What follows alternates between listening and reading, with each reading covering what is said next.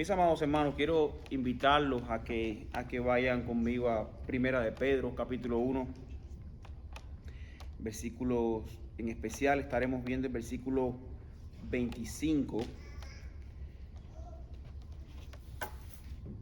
Pero antes de eso quisiera hacerle como una introducción a lo que es lo que el apóstol Pedro le está llamando a su iglesia, ¿no? A estos hermanos, a los expatriados y Ponto, en Galacia, Capadocia, Asia y Bitinia. Dice que ellos son, les escribe Pedro, ¿no? Elegidos según la presencia de Dios Padre en santificación del Espíritu para obedecer y ser rociados con la sangre de Jesucristo. Gracia y paz os sean multiplicadas. Y aquí Pedro, él empieza a mostrarle a esos hermanos que no están corriendo, no están siendo perseguidos sin objetivo, sino que hay un propósito, que su fe sea menguada, pero en ellos habita algo mucho más grande y es esa esperanza viva que la cual el Señor les ha dado a cada uno de ellos. Y Pedro, convencido de todas estas riquezas, les empieza dando este recordatorio necesario, no solamente para estos hermanos que estaban siendo perseguidos, ¿no? Estaban exiliados, sino también esto podemos llamarlo hoy en día cada uno de nosotros. Que nosotros recordemos, hermanos, lo que el Señor nos ha regalado cuando Él tomó nuestro lugar en la cruz del Calvario.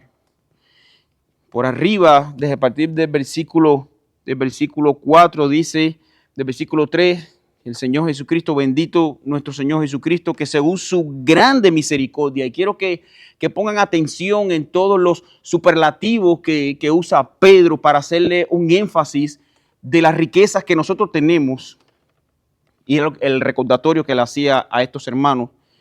Dice, según su grande misericordia nos hizo renacer para una esperanza viva por la resurrección de Jesucristo de los muertos, para una herencia incorruptible, incontaminada, inmarcesible. O sea, esta palabra dice que no se marchita, es como esa flor que no decae sus pétalos. Dice, reservada en los cielos para vosotros, que sois guardados por el poder de Dios mediante la fe para alcanzar la salvación que está preparada para ser manifestada en los tiempos postreros, en los cuales vosotros os alegráis, aunque ahora por un poco de tiempo, si es necesario, tengáis que ser afligidos en diversas pruebas. Versículo 9, obteniendo el fin de vuestra fe, que es la salvación de vuestras almas. Versículo 11, escudriñando qué personas, en qué tiempo indicaba el Espíritu Santo de Cristo que estaba en ellos, el cual anunciaba de antemano los sufrimientos de Cristo y las glorias que vendrían tras ellos.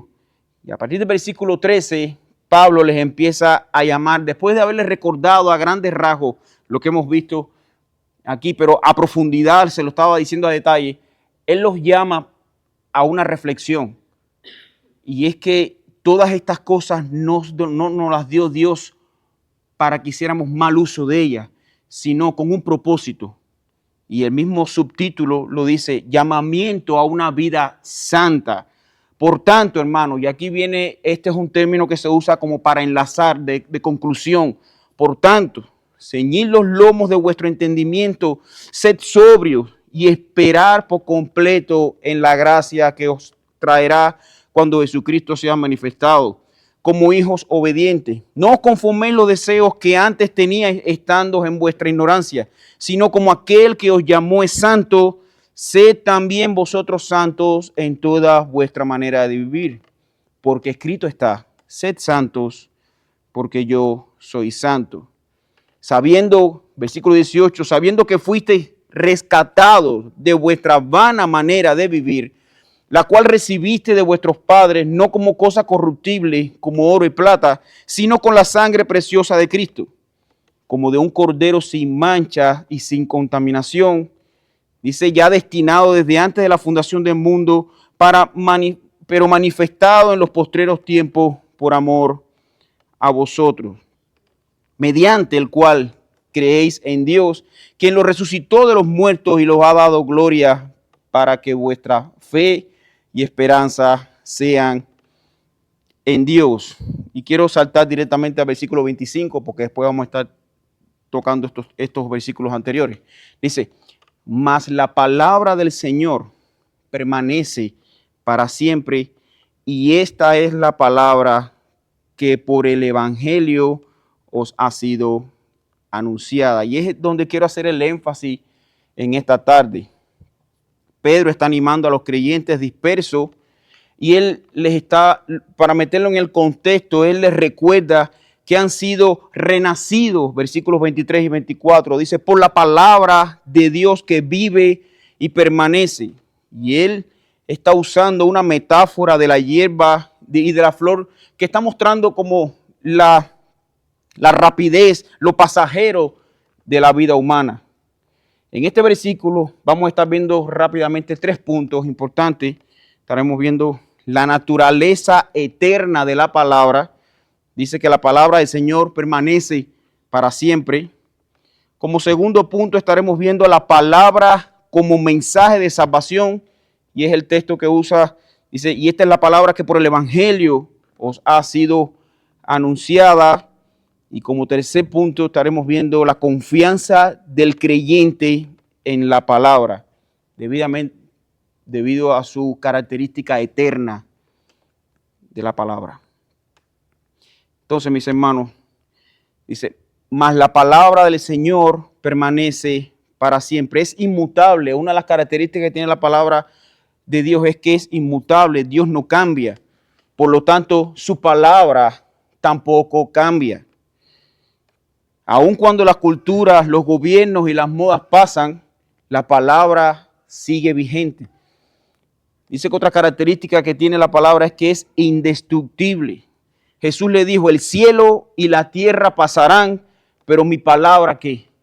No pasará. Mateo 24, 35 dice que estas son las palabras que él les advierte en Mateo 24, 35. Los ataques contra la Biblia a lo largo de la historia no han podido eliminarla. No han cesado, pero no han podido eliminarla. Es viva y eficaz, como dice Hebreos capítulo 4, versículo 12. Es viva y eficaz, dice, y es más cortante que toda espada de 2 filos. Y esto significa que no es un libro muerto, sino que sigue obrando en el corazón humano de hoy. Si la vida humana es tan frágil y breve como la hierba, como él decía en los versículos 23 y 24, necesitamos algo firme donde apoyarnos. Esa base segura es la palabra de Dios, que trasciende generaciones enteras. Y esto nos lleva al segundo punto, y es que la palabra como mensaje de salvación, ese es el propósito principal de su palabra. No solamente darnos a conocer al Padre, no hay otro libro que nos revele a Dios como la palabra, como la Biblia. Pero dice que esta palabra es porque por el Evangelio os ha sido anunciado. Y es el medio por el nuevo nacimiento. Pedro lo dice en el versículo 23, dice, siendo renacidos por la palabra de Dios que vive y permanece. La palabra es el instrumento, hermanos, que el Espíritu Santo usa para dar vida espiritual. Y eso lo recalca también Santiago, capítulo 1, versículo 18. Es el anuncio del Evangelio. No es cualquier palabra. La Biblia no es cualquier palabra. No es un libro de cuentos, no es un libro de historia. Es el anuncio del mensaje de buenas nuevas, que Cristo murió por nuestros pecados, resucitó y ofrece perdón y vida eterna. Dice que esta palabra produce fe, así que la fe es por el oír y el oír por la palabra de Dios. Dice Romanos capítulo 10, versículo 17. El Evangelio tiene poder para salvar. Romanos capítulo 1, versículo 16. Esta palabra, hermanos, no es solo información. Esta palabra no es solamente un mensaje temporal que te alivia. No, hermano, la palabra de Dios es un mensaje que transforma vida. Y esto nos lleva al tercer punto, y es la confianza del creyente en la palabra. Dice, porque es eterna, el creyente puede primeramente fundar su esperanza en ella, como dice el versículo 13, ceñid los lomos de vuestro entendimiento. O sea, puedes cubrirte, puedes protegerte de las armas más pesadas, de cualquier ataque que te pueda venir. ¿Por qué? Porque es viva, es eficaz, protege. Dice, podemos ceñir los lomos ¿de qué? De nuestro entendimiento. Sed sobrios y esperar por completo en la gracia. Esa esperanza es segura porque está basada en algo que no cambia. La segunda característica que acerca de la confianza que puede tener el creyente en la palabra es que nos hace vivir en santidad. Dice el versículo 15 y 16, y aquí lo hemos visto otras veces, que no es una opción que Pablo nos da por la palabra. No es mira a ver si puedes, trata por todos los medios de, no, dice, sed santo, porque yo soy santo. Sed santo en toda vuestra manera de vivir. La palabra es el estándar para nuestra conducta. Amar sinceramente, hermanos, a los hermanos unos a otros, amaos unos a otros entrañablemente, como dice versículo 22, es parte de esa práctica en santidad que el propio Pedro les está haciendo entender a los hermanos. Una de las cosas que hace estas persecuciones, supuestamente el enemigo era ¿para qué? Para disipar la iglesia. Pero bajo esa persecución es cuando la iglesia más ha crecido. A lo largo de la historia está más comprobado que la iglesia ha crecido cuando ha estado en persecución. Entonces, bajo esa persecución, puedes sentirte, es normal que te sientas asustado, es normal que sientas miedo, es un sentimiento normal. Pero tu fe tiene que estar basada. No es solamente porque tienes la Biblia en tu mano, sino porque es un libro vivo, es un libro que renueva vida, es un libro que te llama al arrepentimiento y a la vida eterna. Es un libro que nos testifica de un Dios vivo. Y ese amor se perfecciona y se ve, esa práctica, esa entrega a la palabra de Dios como miembro, ¿dónde se ve? En la iglesia, cuando nos amamos los unos a los otros. De un corazón puro, la palabra ha purificado sus almas para este propósito. Y es que la palabra, hermano, no solo es para leerla, sino también para vivirla. Porque es eterna, debemos confiar en sus promesas, obedecer sus mandatos y dejar que nos transforme. Vamos a ver aplicativamente lo que hemos visto hasta ahora para ir concluyendo la meditación. Y es primeramente que la seguridad espiritual que nos provee la palabra. Nuestra salvación no depende de emociones pasajeras ni de filosofías humanas, sino de una palabra eterna. Como segunda aplicación podemos ver la constancia en los estudios bíblicos. Si la palabra permanece para siempre, debemos dedicar tiempo diario a leerla y meditar en ella. Es nuestra vida. No se entiende que si tú vives por algo, ese algo te falte y tú puedas seguir vivo. O sea, es la razón por la que nosotros vivimos espiritualmente. Nosotros hemos sido renacidos por el poder de Dios. Y dice que ese poder fue adquirido, dice, cuando vino ese poder de entender, de amar, de ver nuestros pecados, vino a través de ¿qué? Dice, de oír. Y el oír por la palabra. No es solamente oír la palabra. Si fuera por oír la palabra, quizás muchos de nosotros solamente nos hubiéramos quedado en oidores olvidadizos, como dice Santiago. Pero es que la palabra, como es viva, tiene un poder intrínseco en ella. Y es por eso que el texto dice, y el oír por la palabra de Dios. La palabra tiene poder, mis hermanos. Tercera aplicación, es necesario que como iglesia tengamos una predicación fiel, anunciar el mismo evangelio que ha sido anunciado por siglos, sin diluirlo ni adaptarlo a modas pasajeras.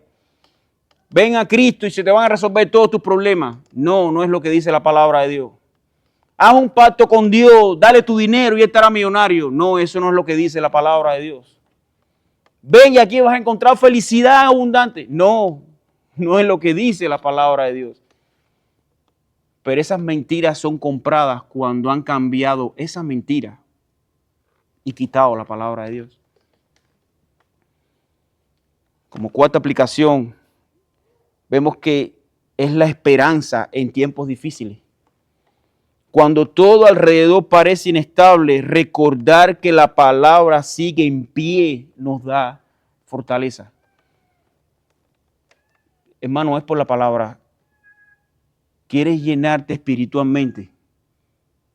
No hay otra manera de llenarte del espíritu que no sea por la palabra. Es la palabra la que nos habla ese entendimiento. Es la palabra por la que Dios nos habla. Y me gustó mucho un viaje, como decía el pastor Sujé Michelén. Si quieres escuchar la voz de Dios, lee la Biblia en voz alta. Yo, por lo menos en lo particular, le tengo mucho miedo a los Dios me dijo. Ay, mi madre. No, dice la palabra de Dios. Ah, ok, ahora sí estamos. Hermano, como conclusión final, Primera de Pedro 1:25 es un recordatorio de que la Biblia no es un libro común. Es la voz eterna de Dios, el mensaje de salvación y el fundamento de nuestra fe.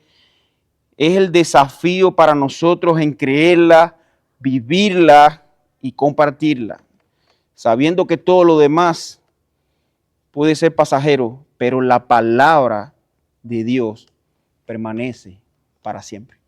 Vamos a orar un momento, hermano.